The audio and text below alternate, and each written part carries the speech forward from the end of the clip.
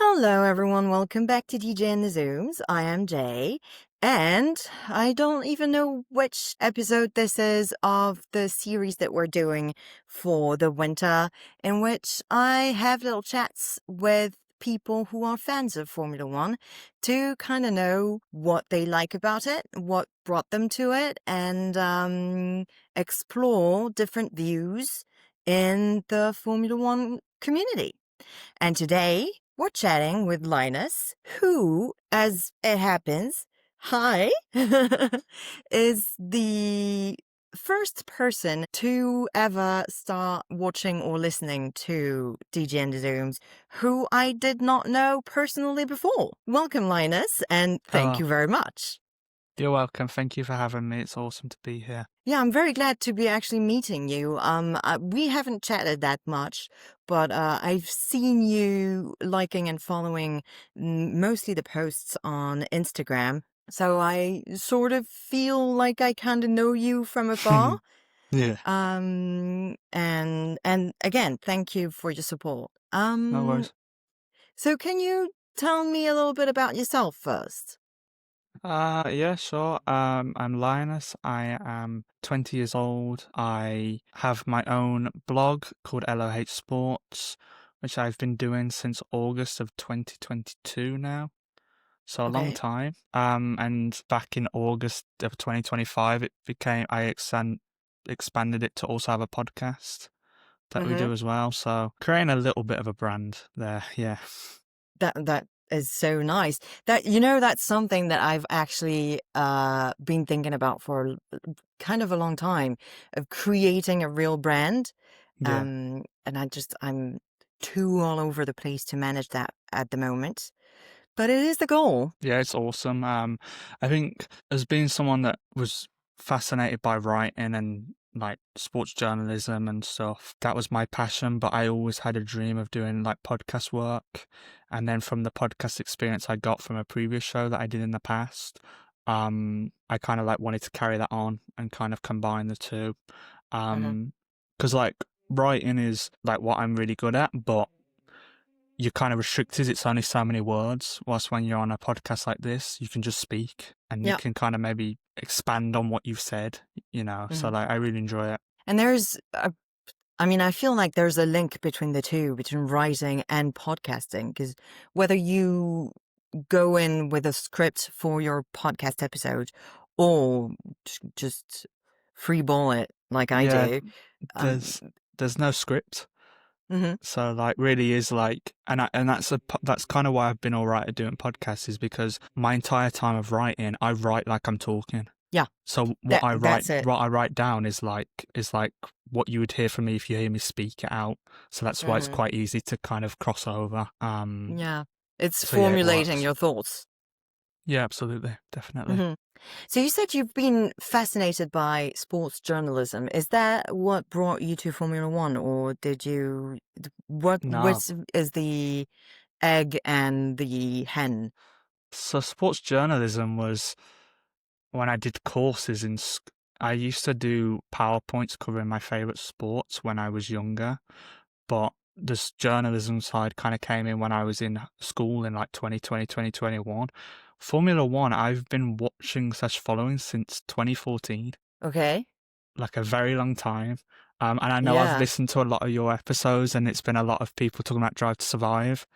Hmm. Like, I was there before that. I remember that becoming a thing. So, yeah, Formula One has been in my life since I was like 8 years old. Yeah. I So, was trying to. I'm really bad at maths, but I was trying to do the yeah, maths of, if you're 20 now, you must have been born around that's 2005. So 2005. Yeah. yeah.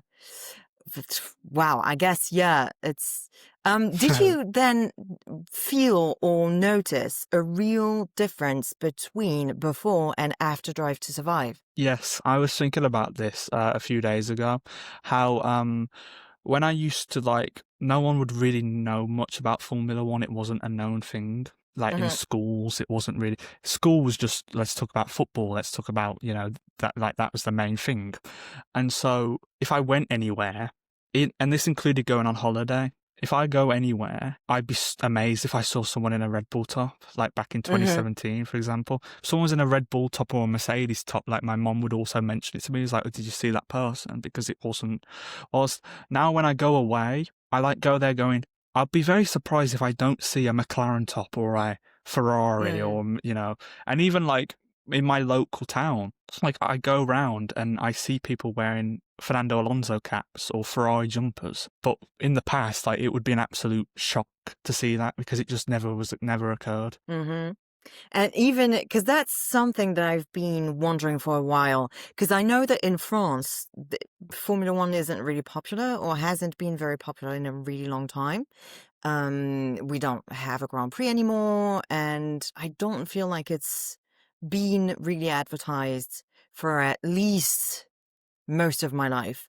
But I thought that it was in the UK, that it was more popular because you've had a lot of Yeah, champions. it's interesting you say that because you're right, because most of the teams are all in the UK and, a lot of. But really, no, for a while it wasn't. It was, the British Grand Prix would still have amazing numbers, but if you look at the numbers of people before Drive to Survive to the last few years, it's majorly different. So yeah, even in the UK, there's a massive difference, I definitely. mean, there's definitely with Drive to Survive and Liberty Media, an American impact. And since we're all, I feel, influenced by American culture, it does impact us all because of that, because they've taken it on. I was going to say another thing as well with Drive to Survive that really grew F1 I saw was 2021 between Max and Lewis.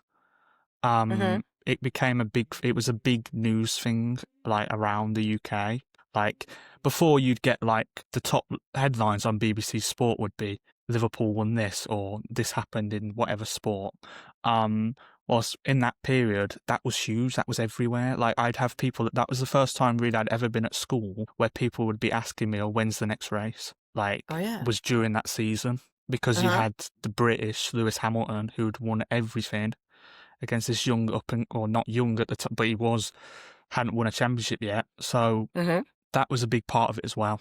I think that it really kind of brought a lot of people in. It all sort of entwined together Mm. perfectly. What we hear about over here is more when there's like a tragedy or a big crash.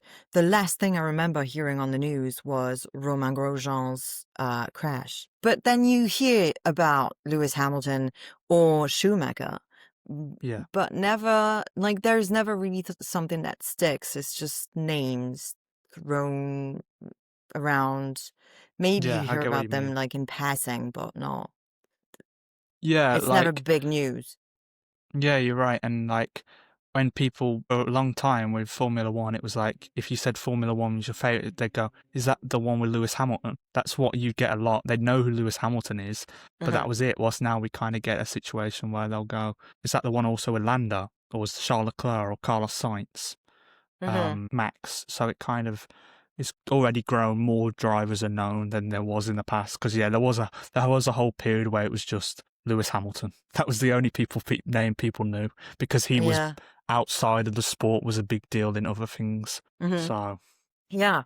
Yeah, he is. I feel like he has an impact that goes way beyond Formula One and way beyond sport itself. He's yeah, a cultural shaper now. yeah, it's like all the big names in sports. You might not know anything about the sport, but you'll know that like people will know who Tom Brady is for the Hmm. Patriots. They won't watch American football or know much about it, but they'll know him.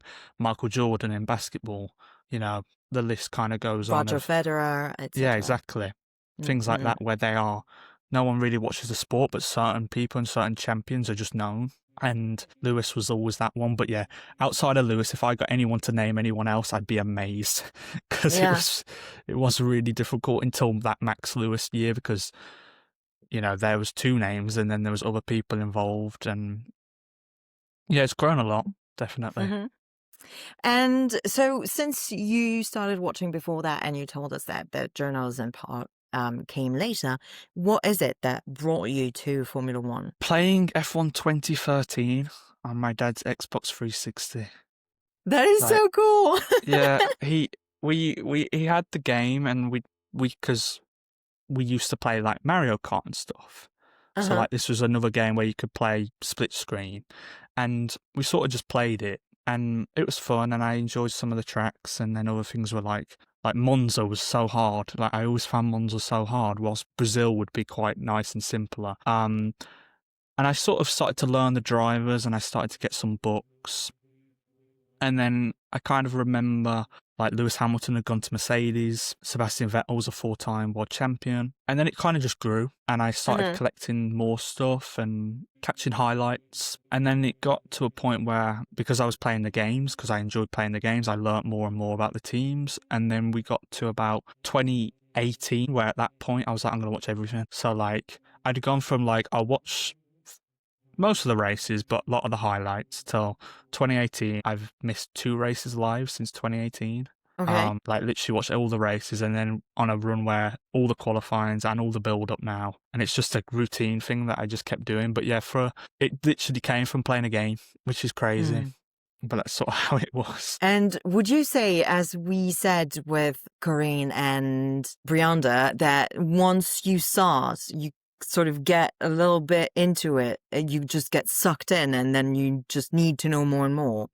Yeah, and you get more interested because you learn about this team, and it's like, well, what about another team? Or you learn about this part of the car, and then you learn, well, how does that work to kind of combine it? Like, how does DRS work? And then there's Hmm. all different ways that work. So you do get more and more learning, and eventually, yeah, you just kind of like, this is just interesting. I can't not. I'm very much someone that if I get hooked in, I will stick by it and keep watching it. So Hmm. yeah, very much so. We're just nerds in the end, aren't we? 100%.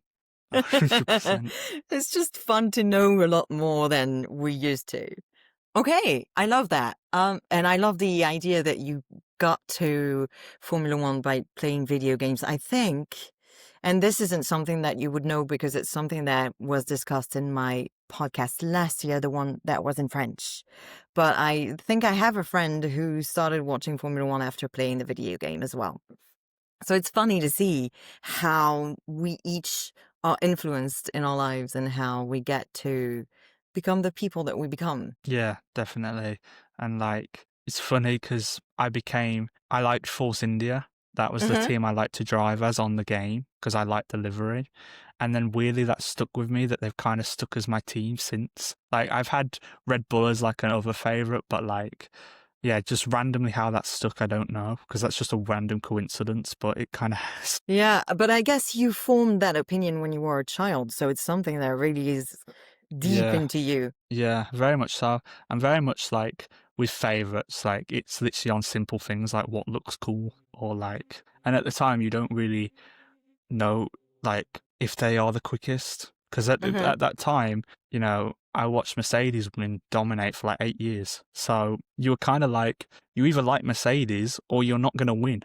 So Yeah, it was, it's not like, like in the last couple, like 2024, for example, where 4 teams won. Like this was a time where Mercedes would win basically every race but 2. So yeah, it's funny how it works out. it is. And I've noticed something that is completely silly and it's not based on any real data, but around me, I've noticed that men have this funny fascination with Fernando Alonso. Like, he's the guy's guy. He's funnily enough, he's like my dad's favorite driver. Mm-hmm. Like my dad wouldn't watch F1 much, but that would be the driver he would pick. That would be the driver that he liked. It's just been a weird coincidence that that's also how it's been. Yeah, it's Um, exactly like you say, a weird coincidence that somehow Andy's favorite driver is Fernando, and uh, whenever I ask a guy, is often the name that comes up. I think Fernando as well. It depends on what age the fan is, but Fernando was the one to beat Michael Schumacher. Mm-hmm. So it's sort of a similar one to Max beating Lewis of, oh, someone beat the guy that no one's beaten and has been driving us insane that he keeps winning. Um, so like Max and Daniel, I always Yep. felt were really popular because they were the ones that could take it to Lewis and Mercedes at the time. Ferrari could, yes, but Ferrari already had world championship winning drivers, so it was sort of something different.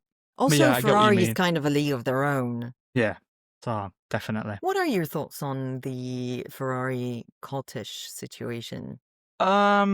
It's one where I think people, it's kind of highs and lows. I think affects Hmm. you more if they do poorly, like 2025. And as I kind of always sometimes thought when people would say this is the worst season I've seen, it's like, go back and watch 2020, because 2020 for Ferrari was another level of a horror show. That year was horrendous. Like Sebastian Vettel scored one more point than Daniel Kvyat in the AlphaTauri.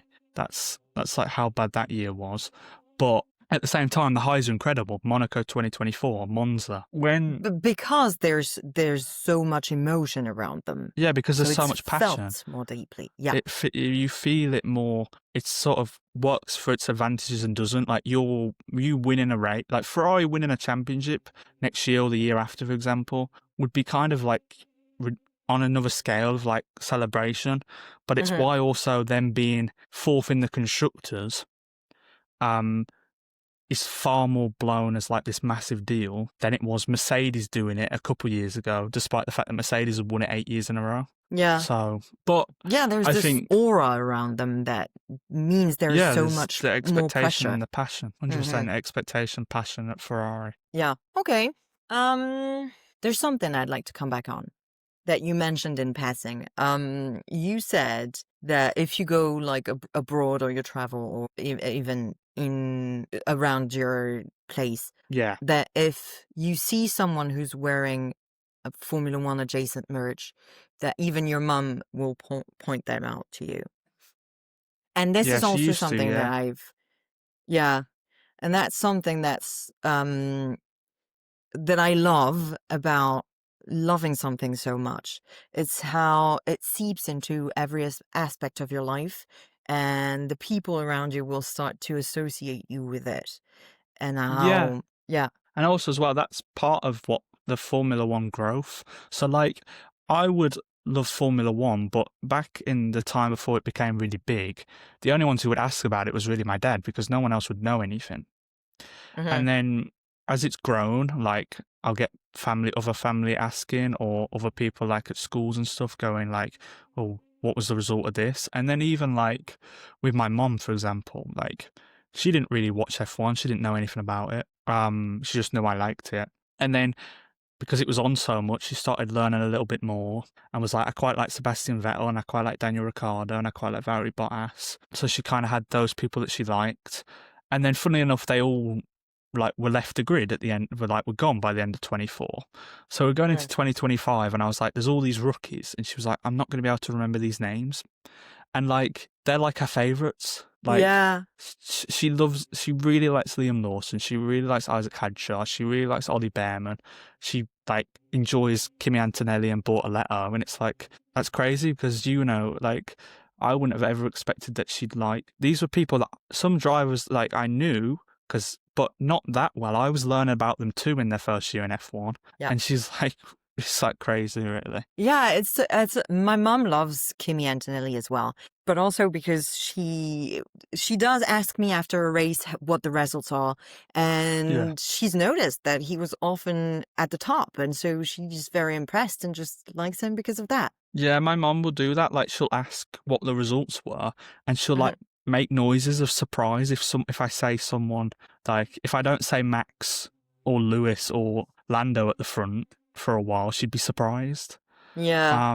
But that's kind of cool in its own right. It's also fun to see someone who's not as invested in it, their reactions and their point of view, because they don't get all the details and all the information that we have, and they live it in a really different way.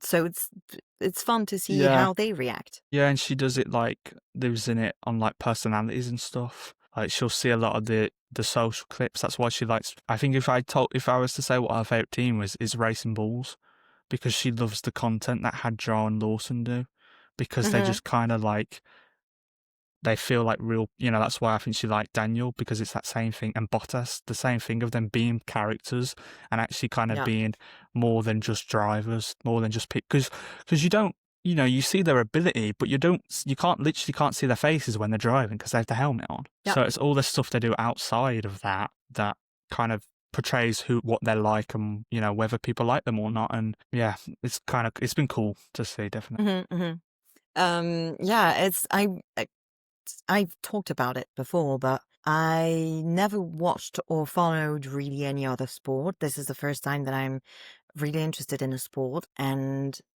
my parents were big rugby fans my entire life. So they've known what it's like to like a sport, follow it, be invested in it. And I didn't. And when I started watching Formula One, very quickly, I ended up through, I can't call it a stroke of luck. My parents had organized a 3-week trip to Ireland, and 2 weeks before leaving, my dad broke his leg, and so I ended up going with my mum in his place. But we spent 3 weeks together, and for one of those weeks, it was in 2023, and it was the Canadian Grand Prix. And I remember watching it in our Airbnb with my mum, and sort of explaining to her what was going on, and kind of seeing her get more into it as I explained. And it sort of felt so great to have this connection with her that is very different from anything else that we've ever shared. And I loved it. Yeah, yeah, totally get it. And you're right, it's like kind of cool to, because a lot of the other sports I got into because of my dad. Like, if my dad wasn't into that sport, then I wouldn't have necessarily got into it, because it was family that watched that. Whilst F1's would kind of been the other way, where other people have kind of learnt more about it. Like, even my little sister doesn't watch F1, but she loves Lando, and she watches all Lando stuff on YouTube. And it's like a whole different world than what it used to be. Yeah. But so like it is it is kind of, it's cool. And funnily enough, about you mentioning, because that's been in my head, when I listened to your episode in the past when you said your first race was Azerbaijan 2023, I actually had to listen back and was like, did I hear that right? Because that is the worst Grand Prix I've ever seen. Like, that race is literally the only time that I've ever come close to just going, because I will watch it and have nothing else around me, full focus. That was the first time where I was like, I might just go on my phone or go on my computer here, because this is horrendous. So It to was the hear that most was your boring first race race, ever. to hear that was your first race and you're still here doing a podcast about it is pretty insane. Yeah. No, well, that's the thing about me as well, is I'm gonna stick to it. If I decide that I'm into something, Yeah. I'm gonna stick to it. But thankfully, I was interested in Formula One before. I had watched Drive to Survive before, and I was following the social media, so I'd gotten into it, and guess I don't remember exactly, but probably like read or watched videos to be informed about the sport before, and I knew enough that I knew this isn't how it's supposed to be, and it's not how it usually is. Plus, I also got into it because my friends told me about it, and I knew my friends were really invested in it, and they are people that I love and know very well, so I knew it couldn't be a boring thing. It just was the boring race. Yeah, definitely impressive, because that, as far as first races go, I don't think you could do any worse, to be honest. Yeah, it's only been uphill from there. Yeah, exactly. You started off with the worst you can get, so it only gets better. Exactly. Definitely. Well, I did. Do you know what? Was it last year? No. Yes. Hold on, because now we're in 2026. But let's say 2024 Brazil really tested my patience. I Oh. was watching it on my phone in an Airbnb in Portugal. I almost said, you know what? I could be having a blast in Portugal right now. I'm stuck here watching my driver get completely destroyed. And I did it. I kept going because I had the podcast. That's why I had to. That weekend, like, is like highs and lows for me, but it was so tiring. Because, like, Mm. I had my, like, ready to do my, like, quali review, and then the qualifying got cancelled. So then when qualifying happens in the Sunday morning, and then it gets delayed and delayed, and then finally finishes, and it's like quick review, and then the race is straight on. But that weekend was so tiring because my main guys are Max and Lance, like the Mm-hmm. polar opposites. And that was a weekend where Aston Martin had a great chance to score good points and kept crashing. And Lance crashed on the formation lap, and Max was out in Q2. And I'm like, what's the point in even watching this? And then Max wins the race. So it was like the most polar opposite of like, but for 90%, that was like this weekend. I was like, no, I can't do this. I need a break. This is so tiring. Yeah, that weekend was a lot, a lot, definitely. Exactly. Well, tell us a little bit about what it's like. I'm saying us as in I'm not talking about myself in the third person. I mean us, all the people listening. But I feel like I've caught myself saying it a few times today, and I just want to make sure that it's It's all said. right, I'm don't worry. not that much of a megalomaniac. Can you tell me a little bit about what it's like to support Lens? Yeah, it's one of those where it can be hard. It can be very frustrating. It can be very like you go online a lot and see a lot of, because it's all very negative regarding him and everything. And so it is kind of tiring. It kind of frustrates you sometimes when you'll see like people talking about, oh, the hate needs to stop towards Lando, but people will bring it up when it happens to Lando, and it's like, yes, absolutely. But I've been here the last 5 years with Lance and no one said anything. And that's not saying that they should bring it up for Lando, but they should bring it up for everyone. So there was Mm-hmm. things that frustrating, but it's a weird one in a similar way to Ferrari, where the highs are really high. Yeah. Like you feel like Lance's pole in Turkey 2020 will like stick with me forever. Was one of my favorite ever moments that I've watched sport because it wasn't expected, and Mm. like like it's hilarious. We had a friend group where they all supported the big teams, and I was an Aston fan. And they'd all come out of it and be really disappointed, or they've finished fourth or fifth, or they've had a DNF. And I'm here with a P7, so over the moon. And like, it's that thing of, it is hard for a lot of the time, and it's very frustrating, and you have to do a lot of defending, but you also can't defend because I do my ratings and when I do my articles, and Lance is never that high because I try and do it as balanced, as fair as I can. So Mm-hmm. I can't like go, oh, Lance is an incredible driver, because I know he's not, but he's a driver I like, and when those highs moments happen, it's great. And I still Mm-hmm. sit there now and I still go, I just need one podium again. Like, that's all I Yeah. need. Like, he hasn't had a podium since 2020. He hasn't had a podium since Aston Martin changed their name. So, Mm. like, but I'm still here watching every time going, at some point it's going to happen. Like, some point, and you keep believing, you keep hoping. And I know that's a similar way again to what Ferrari do, but Yeah. it keeps me going, and that it is hard, but the highs are also there. But it's also funny because like Lance and Max are like polar opposite. Like I think Mm-hmm. that's another funny thing. Like I've experienced the World Championship wins with Max, particularly his first year. That was just incredible. So like I'll watch Max and he's up at the front, and I'll watch Lance, he's down in P18, uh, and it's kind of like kind of like a crazy like difference. And then occasionally like we'd laugh like if Max and Lance started together or were within the same place, and I was like, can't know if I'm really happy because Lance is doing amazing or Max is having a shocker. Like you just don't know. So, but I won't say I enjoy it, but it can be rewarding because I Mm-hmm. will celebrate a P6 a lot more than a lot of other people, because Yeah.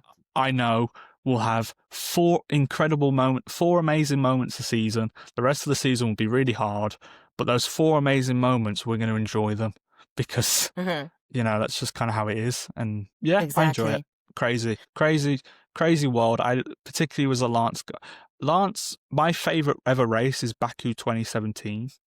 And he got on the Okay. podium that race. That was his first podium in his rookie season. So there was always kind of loyalty. And then he went to Racing Point, and I loved the pink livery. So then there was the loyalty there. So it kind of all entwined while still liking Max. But it is funny because, like, when I was in school, I was known as the Max guy. And then Mm-hmm. when Max won his world championship, I was like, I'm still supporting Max, but people, that I'm a Lance fan. So then when I met loads of people in like 2024, they just know me as the Lance fan because they don't know anyone else who supports Lance. So it's Yeah. like we can kind of, he's in his own, we can't say the Lando fan because everyone around is like into Lando or Charles or something, but he specifically is on, yeah, I enjoy it. We try. Yeah, it's a lot more, I suppose it's a lot more emotional when you do have wins because they're pretty rare. But, okay. Yeah, fair enough. Um, I've just, I've tried to remain as objective and fair as I can be, obviously. I ebb and flow between I'm trying to be objective and fair and also nobody's paying me to do this, so I can be as biased towards Lando as I want to be because it's only on my shoulders. But Yeah. okay, why not? Good. What is your favorite part about Formula One? Kind of entwines with what I just said before, the underdog story. Hmm. I love the underdog result. I'm a big fan of, like, I'm really into the Constructors' Championship battles. Like, to the point where I get more excited sometimes, and like, I'm the only person probably in the world who's like this, that gets more excited sometimes about the battle for P7 or 8 in the Constructors sometimes than I do at the front. Because I like the story. I like when, the great moments where Pierre Gasly won or Sergio Perez won or Esteban Ocon won. They were incredible moments because it's so hard. In football, for example, it's rare, but there's more chance of there being a suck result, an underdog result. In Formula One, because of the finance difference and because of the cars that are built and also the drivers, the top teams most of the time are the top teams because they have the most money, the best car, and the best drivers. Yep. So it's a triple combo that the smaller teams. So whenever we get a situation like a Hulkenberg on a podium, or Carlos on the podium twice, Yeah. which again I still sometimes laugh to say that Carlos Sainz on the podium is like a surprise because for 5-6 years he was always near the front, but just because of the way it's gone. And yeah, I love seeing different teams do well. It's just nice for them because they work so hard and you won't get seen and they won't get the mention. So when they do get that kind of result, you can just kind of go, that's pretty cool. So that would be my answer. I like qualifying. I like stuff like I really like the end of qualifying sessions because it's like drama right on point. And Yeah. the start of races are the same because they're always like that's where you have to watch it. You can't like not watch it. But yeah, underdogs. Just give me someone different getting a The result. underdogs and the really intense moments.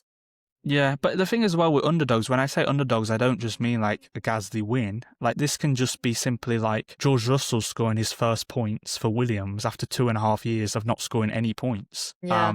Williams are funny because they had an amazing season, but pretty much every year I'd watch them, besides the years where they had the Mercedes engine in the part with the dominant Mercedes era, they were terrible. Their car was horrendous for so long. Haas are another example. Haas went from having Schumacher and Mazepin and being 3 seconds off per lap to Kevin Magnussen getting a pole position. Yeah. Like, it's insane, but it's so cool. And that will always, no matter what happens, that even though Haas have never won a race or never been on the podium, they have that moment no matter what. So, yeah, it's great. Yeah, it is. Yeah, I love it. I love this answer, and I agree with you that those are really great moments for all of us because they're really great moments for the sport, really. And it tells you not to give up. Like, if you look at that from a personal perspective, it's like people did a lot of stuff about Nico Hulkenberg, waited 15 years to get on a podium. Yes. But in general, anyone. Haas haven't got a podium yet, 10 years in. Doesn't mean it won't happen. You just have to keep waiting. There's always opportunity. McLaren have shown that there's always a chance because McLaren Honda days were horrendous. They were one of the worst teams. It started 2022 with the regulations, and 2023 they started seasons terribly. Like when Lando Norris was just finishing 17th multiple times because the McLaren was so bad, and they've gone and won.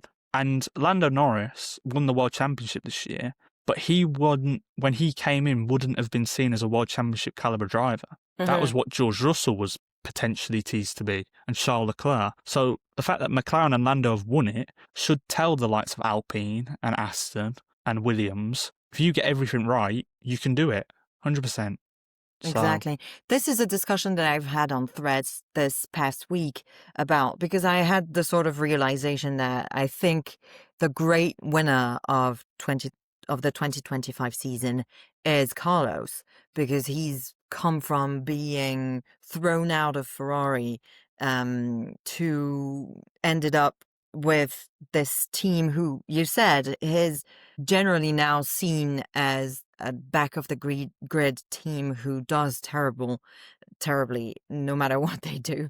Um, and now he's had 2 podiums in the season. He's given us the found family arc that we were all craving without even knowing it. And he's added to his sort of lore with the sparkles thing.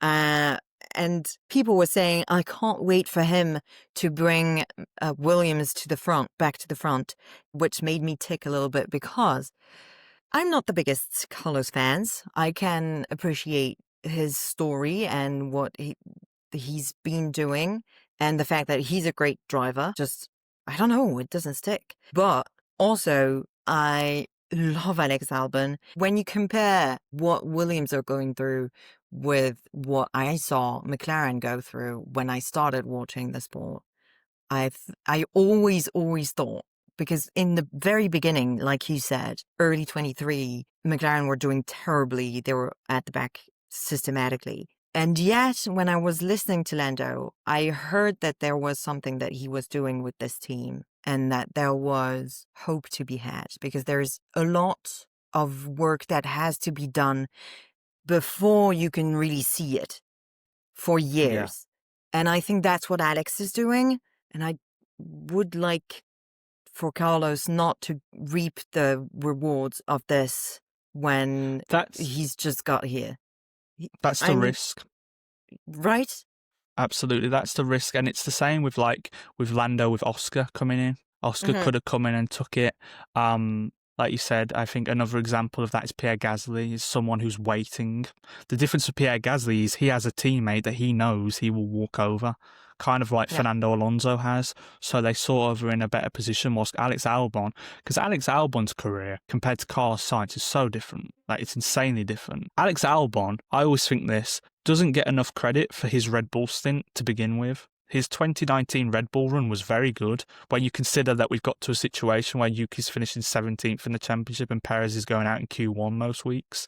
Alex Yep. Albon was good. And then a couple of moments, the butterfly effect, it went away. He goes to Williams, who were not good, and now they have got better. But Carlos has come in, who is an established race-winning top driver. So yeah, you're absolutely right. It is kind of like, because that's how it's been this year even. Mm-hmm. Like, Alex was the better driver for the large majority of the season, but it was Carlos who got the podiums. Yeah. So we'll see. I think Albon, Williams have got a chance. Williams and Alpine both have really good chances if Mercedes have an engine that they think they're going to have. Because But from I think there's something that I'd like to note now here about the difference between Williams and Alpine. And it's something that I've been saying since the beginning of this podcast. It's I think Williams are doing the right thing because they're nurturing their talents, whereas I'm not sure Alpine is going to do that.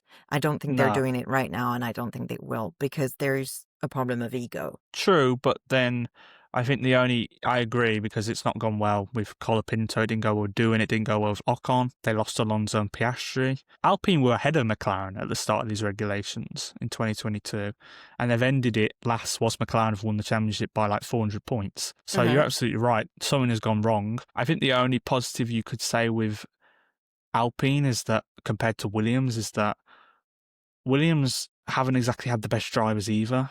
Like, it's not Mm-hmm. like, we just look at, because Alpine have had Colapinto and Doohan.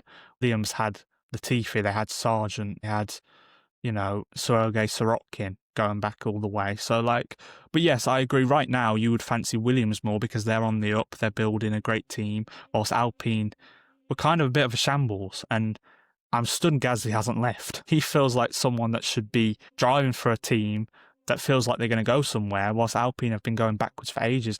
The amount of talks that there is about Alpine, about when are they going to sell the team? Because all these, all people buying into the team, they've gone backwards massively. Mm-hmm. So you are right. whilst Williams are on the up, which helps them. Because I think they're all, it's gonna sound like silly and romantic, but they're looking together in the same direction at Williams, whereas at Alpine, they're looking at each other and pointing the finger. And that's not how you build something that lasts. And I sort of think that's a slight problem with Ferrari, is Oh, that definitely. same thing of Charles and Lewis, because they're so competitive, like it causes that problem where Ferrari they're not in sync. The whole team isn't in sync and it's costing them. Whilst McLaren, even though they've had a lot of questionable things, they've been in sync to get to where they are. It's going to be interesting. Next year, I have no idea what's going to happen in 2026. I have absolutely no idea. It's going to be Yeah, it's so the many wild teams that will card. be like, I'm worried about Ferrari. I'm also worried about Red Bull, but we don't know how good Honda are going to be.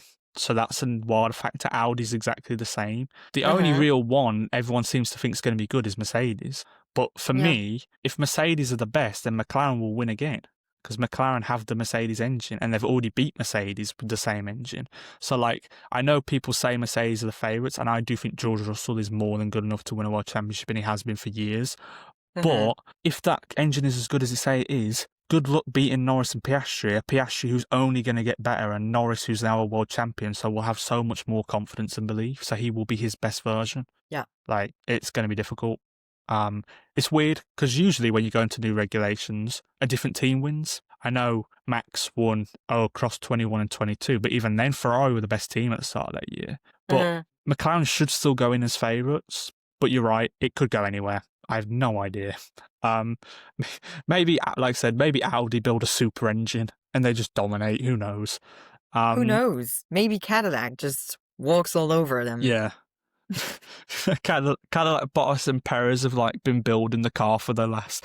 They've taken bits off the Red Bull 2023 and the Mercedes 2020 cars and combined it, and they're like 5 seconds ahead of everyone. Well, this is going to be exciting. In any case, thank you so much for joining me on this episode. No worries. And thank you to everyone who's listened until the end. Don't forget to like, subscribe, follow, share the videos, the posts, anything you can do, and give me all the love that my parents didn't when I was growing up. In any case, I love you. Bye. Bye.